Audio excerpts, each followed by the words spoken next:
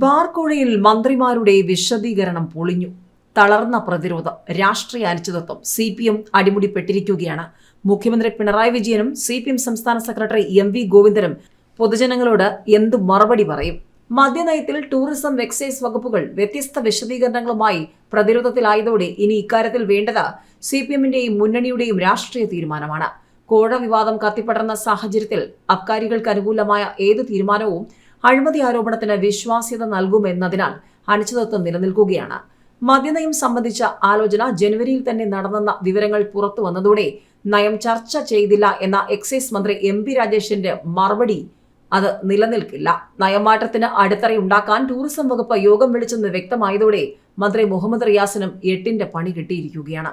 നടന്നത് പതിവ് യോഗമാണെന്ന് വിശദീകരിച്ചെങ്കിലും മദ്യനയ ചർച്ച മിനിറ്റ്സിൽ ഉണ്ടായിരുന്നുവെന്ന് വ്യക്തമായതോടെയാണ് ടൂറിസം വകുപ്പിന്റെ വാദങ്ങൾ പൊളിഞ്ഞടുങ്ങിയത്.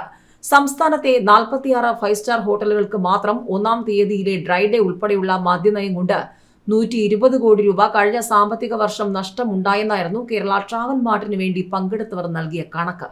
മറ്റ് ഹോട്ടൽ ഉടമ സംഘടനകളുടെ കൂടി വിവരം ശേഖരിച്ച ശേഷം സർക്കാരിന് റിപ്പോർട്ട് നൽകാനായിരുന്നു ടൂറിസം ഡയറക്ടറുടെ യോഗത്തിന്റെ അന്തിമ തീരുമാനം.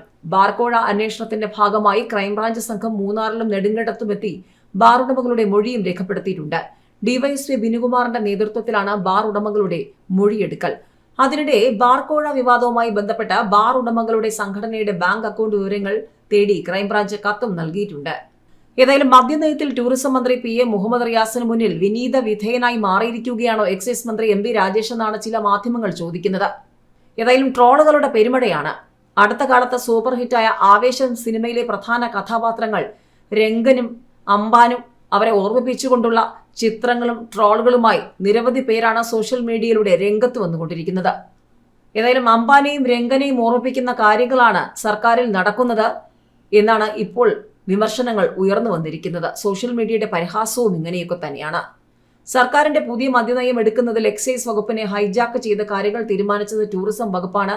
ടൂറിസം മന്ത്രി മുഹമ്മദ് റിയാസ് എക്സൈസ് മന്ത്രി MB രാജേഷിനെ ഹൈജാക്ക് ചെയ്തു എന്നാണ് വിമർശനവുമായി ചില മാധ്യമങ്ങൾ രംഗത്ത് വന്നിരിക്കുന്നത്.